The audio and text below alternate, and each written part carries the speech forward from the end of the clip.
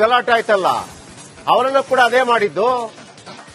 ಆಮೇಲೆ ಡಿಜೆ ಹಳ್ಳಿ ಕೆಜೆ ಹಳ್ಳಿ ಅದೇ ಮಾಡಿದ್ದು ಪ್ರತಿಯೊಬ್ಬರು ಕೂಡ.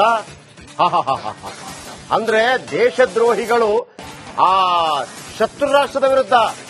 ಈ ಹಿಂದೆ ಒಬ್ಬ ರಾಜಕಾರಣಿ ಹೇಳಿದ್ದ, ಅವರ ಬಳಿ ಬಾಂಬ್ ಇದೆ, ನೀವು ಅವ್ರ ಜೊತೆ ಪ್ರೀತಿಯಿಂದ ಇರಬೇಕು ಅಂತೇಳಿ. ಬಾಂಬ್ ಯಾಕೆ? ದೀಪಾವಳಿಗಿಡೋದಕ್ಕ ಶಾಂತಿ ಬೇಕಂತೆ. ಈ ತರ ಹೇಡಿಗಳ ತರ ಯಾಕೆ ಬದುಕಬೇಕು?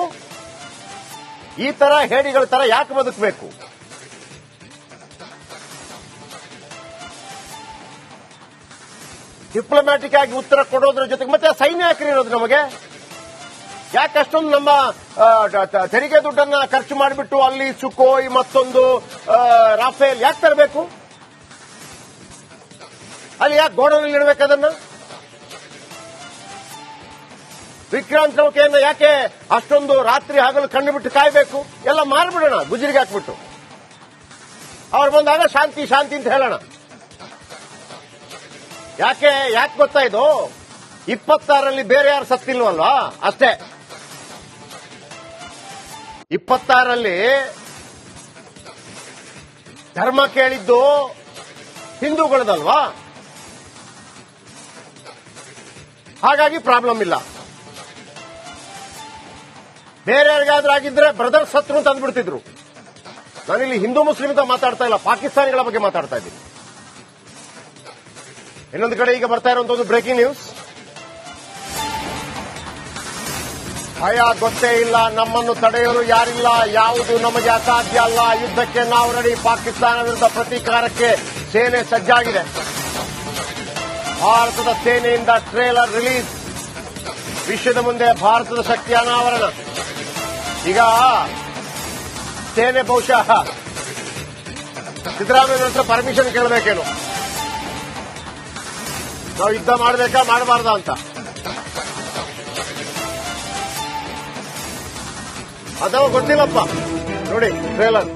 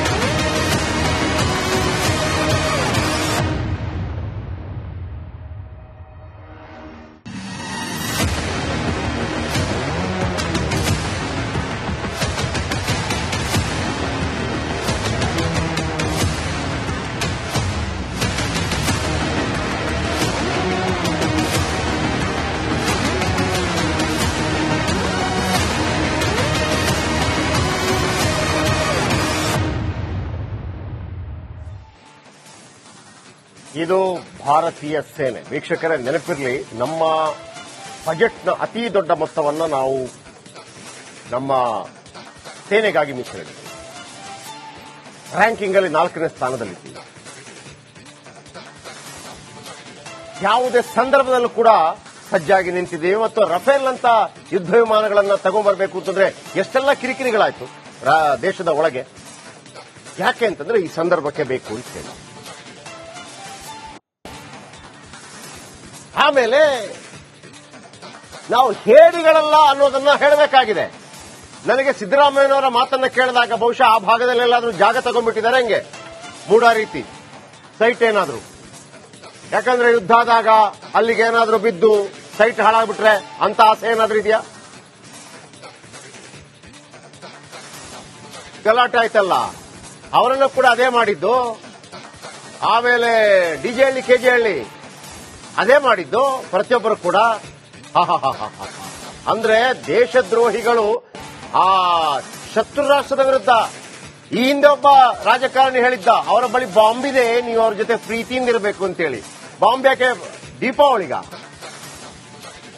ದೀಪಾವಳಿಗಿಡೋದಕ್ಕ ಶಾಂತಿ ಬೇಕಂತೆ. ಈ ತರ ಹೇಡಿಗಳ ತರ ಯಾಕೆ ಬದುಕಬೇಕು?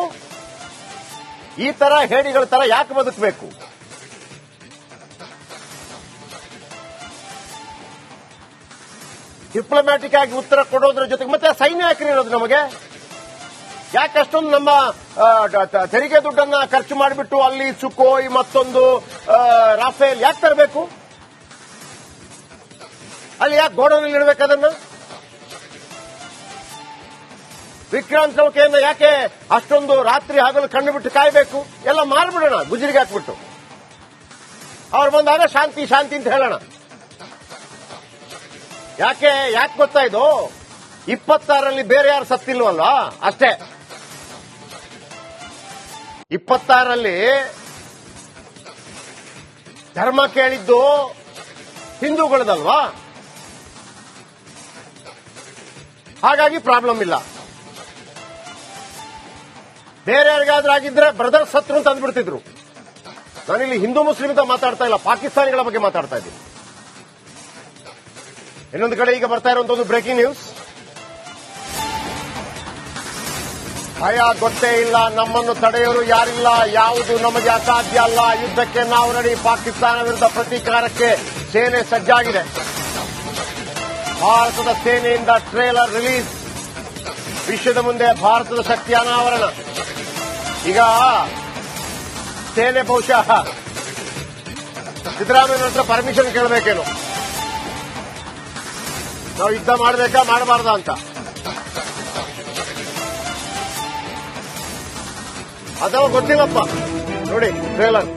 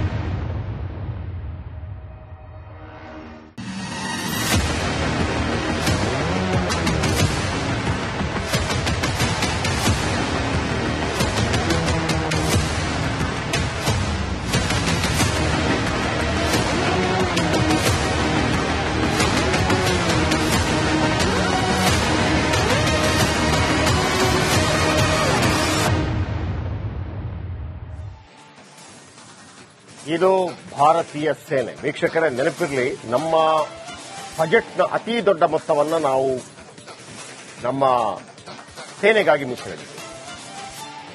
ರ್ಯಾಂಕಿಂಗ್ ಅಲ್ಲಿ 4ನೇ ಸ್ಥಾನದಲ್ಲಿದ್ದೀವಿ. ಯಾವುದೇ ಸಂದರ್ಭದಲ್ಲೂ ಕೂಡ ಸಜ್ಜಾಗಿ ನಿಂತಿದ್ದೀವಿ. ಮತ್ತು ರಫೇಲ್ ಅಂತ ಯುದ್ಧ ವಿಮಾನಗಳನ್ನು ತಗೊಂಡ್ಬರಬೇಕು ಅಂತಂದ್ರೆ ಎಷ್ಟೆಲ್ಲ ಕಿರಿಕಿರಿಗಳಾಯ್ತು ದೇಶದ ಒಳಗೆ. ಯಾಕೆ ಅಂತಂದ್ರೆ ಈ ಸಂದರ್ಭಕ್ಕೆ ಬೇಕು ಅಂತ ಹೇಳಿ. ಆಮೇಲೆ ನಾವು ಹೇಡಿಗಳಲ್ಲ ಅನ್ನೋದನ್ನ ಹೇಳಬೇಕಾಗಿದೆ. ನನಗೆ ಸಿದ್ದರಾಮಯ್ಯನವರ ಮಾತನ್ನ ಕೇಳಿದಾಗ ಬಹುಶಃ ಆ ಭಾಗದಲ್ಲೆಲ್ಲಾದ್ರೂ ಜಾಗ ತಗೊಂಡ್ಬಿಟ್ಟಿದ್ದಾರೆ ಹೆಂಗೆ, ಮೂಡ ರೀತಿ ಸೈಟ್ ಏನಾದ್ರು. ಯಾಕಂದ್ರೆ ಯುದ್ಧ ಆದಾಗ ಅಲ್ಲಿಗೆ ಏನಾದ್ರೂ ಬಿದ್ದು ಸೈಟ್ ಹಾಳಾಗ್ಬಿಟ್ರೆ ಅಂತ ಆಸೆ ಏನಾದ್ರೂ ಇದೆಯಾ?